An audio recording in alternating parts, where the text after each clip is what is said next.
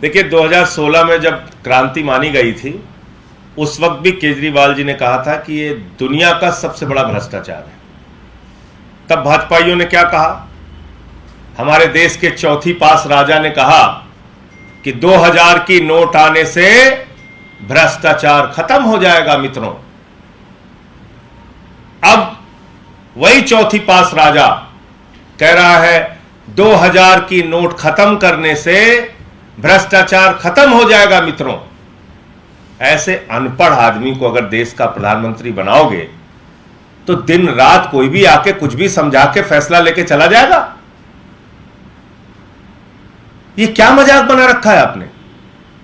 जब आप 2000 का नोट लाते हैं तो कहते हैं भ्रष्टाचार खत्म हो जाएगा, काला धन खत्म हो जाएगा, आतंकवाद खत्म हो जाएगा। कितने बड़े बड़े दावे किए गए थे। कुछ लोग तो ये बता रहे थे कि 200 फीट नीचे अगर नोट गड़ी रहेगी तब भी चिप से पता चल जाएगा। ऐसा करिश्मा सब बता रहे थे। और अब कह रहे हैं 2000 की नोट बंद होने से भ्रष्टाचार खत्म हो जाएगा।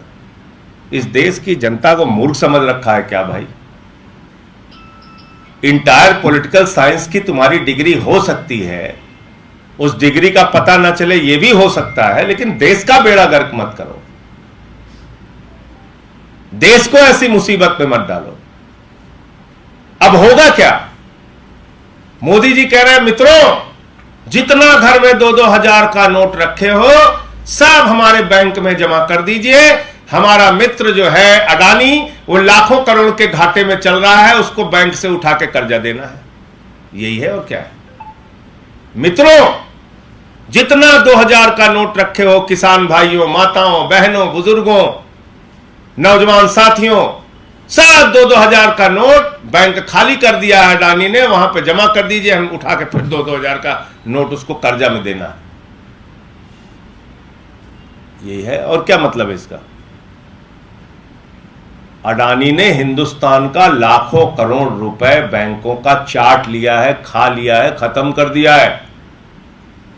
2.5 लाख करोड़ रुपए LIC में निवेशकों का डूबा है। 2.5 लाख करोड़ रुपए जीरो लगाते लगाते थक जाएंगे आप। 11 लाख करोड़ रुपए भारत के प्रधानमंत्री ने चंद्र पूंजीपतियों का माफ किया है। 3.5 लाख करोड़ रुपए हेयर कट के नाम पे चंद्र पूंजीपतियों का माफ किया है। और अब कह रहे हैं जितना घर में 2-2 हजार का नोट है सब बैंक में जमा करो, उठा के अडानी को देना है, क्योंकि हमारा दोस्त घाटे में कैसे रह सकता है हमारे रहते हुए।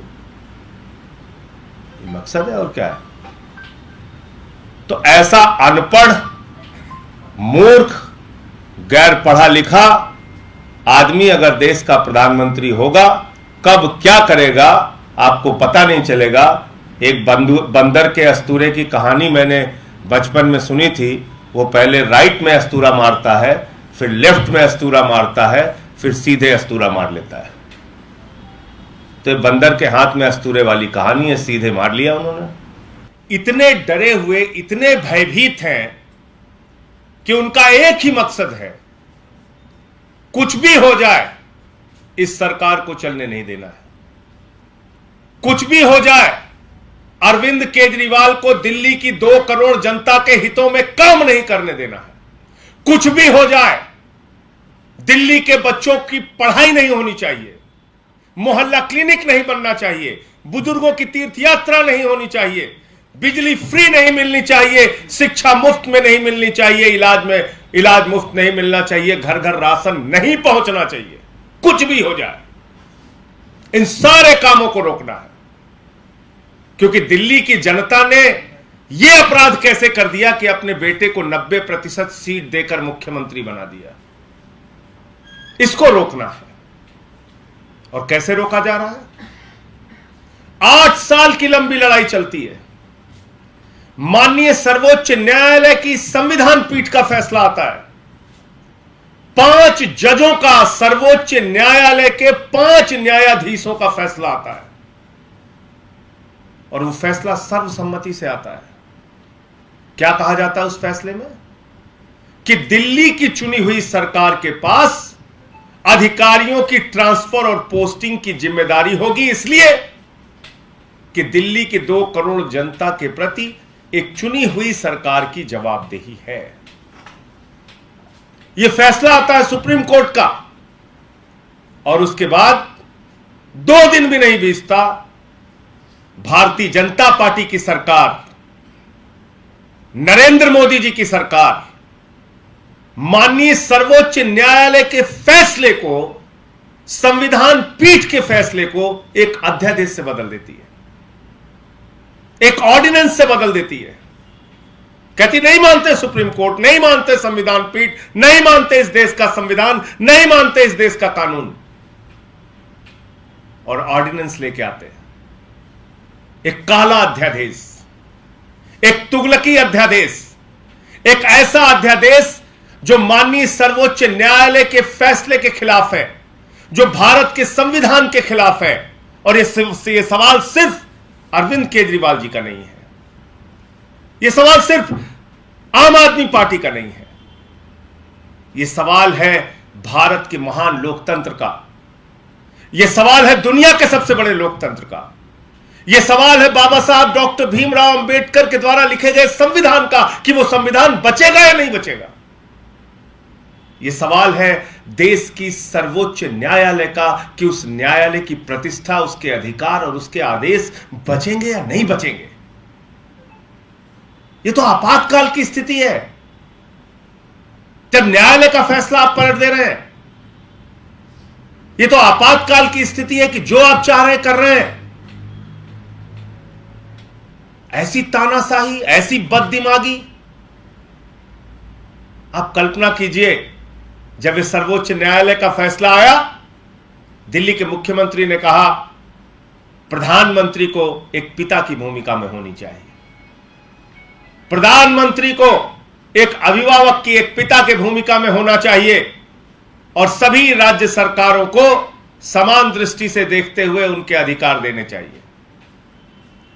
लेकिन यहां मैं ये कहना चाहूंगा कि अगर एक पिता अपने बच्चे की बर्बादी पर तुला हो, एक पिता अपने बच्चे के लोकतंत्र का गला घोटने पर तुला हो, एक पिता अगर संविधान का गला घोटने पर तुला हो और एक पिता एक चुनी हुई सरकार को मारने पर जुट जाए, तो देश की स्थिति क्या होगी, यह समझा जा सकता है।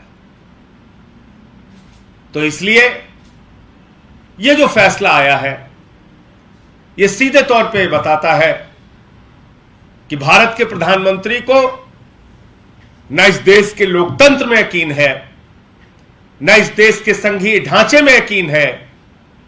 भारत के प्रधानमंत्री को न इस देश के चुनी हुई सरकारों में और जनता की सुविधाएं देने में यकीन है, और ना ही भारत के सर्वोच्च न्यायालय और संविधान में यकीन है। उनको सिर्फ तानाशाही करनी है, उनको सिर्फ डंडे से सरकार चलानी है। और आज ये जो फैसला है ऑर्डिनेंस का,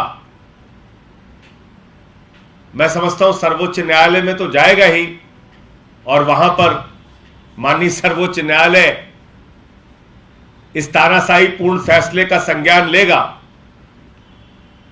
लेकिन कितनी मजेदार बात है, कह रहे 2 अफसर मुख्यमंत्री के ऊपर है, दिल्ली का गैर चुना हुआ एलजी 2 करोड़ जनता के द्वारा चुनी हुई सरकार के ऊपर है। तो फिर यहां चुनाव कराने का, विधानसभा के गठन का, सर्वोच्च न्यायालय ने जिन बातों का स्पष्ट रूप से लिखा, उन बातों का क्या मतलब रह गया? कोई भी परिवर्तन, कोई भी अध्यादेश संविधान के दायरे में होगा, संविधान से बाहर जाकर नहीं हो सकता। और इस देश का संविधान संघीय ढांचे की बात करता है, इस देश का संविधान चुनी हुई सरकारों को अधिकार देने की बात करता है। तो आप भारत के संविधान से बाहर जाकर कोई अध्यादेश कैसे ला सकते हैं? भारत के संविधान से बाहर जाकर कैसे कोई कानून लेके आ सकते हैं? तो इसलिए इस बात को पूरा देश देख रहा है कि आज एक ऐसा नेता जो दिल्ली में दिन रात लोगों की सेवा करना चाहता है, काम करना चाहता है, एक ऐसा नेता जो आपकी जिंदगी में, आपके बच्चों की जिंदगी में बदलाव लाना चाहता है, बुजुर्गों की सेवा करना चाहता है।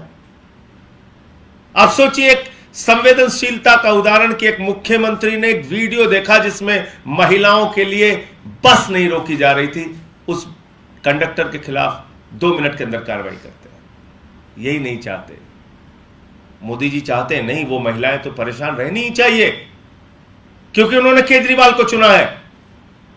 ये बुजुर्ग तो परेशान रहने ही चाहिए। इनको कैसे तीर्थ यात्रा मिल रही है, इनको कैसे बुढ़ापे की पेंशन मिल रही है, कैसे विधवा पेंशन मिल रही है, इनको तो परेशान रहना ही चाहिए क्योंकि इन्होंने केजरीवाल जी को चुना है।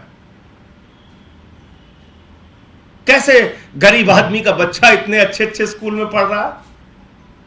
बताओ, मोदी जी के रहते ये संभव है? कैसे उन बच्चों के मां बाप ने केजरीवाल जी को चुन लिया? कैसे गरीब? सब्सक्राइब करिए हमारा चैनल लोक समाचार और बेल आइकन दबाना ना भूलें ताकि लेटेस्ट वीडियो सबसे पहले आप तक पहुंचे।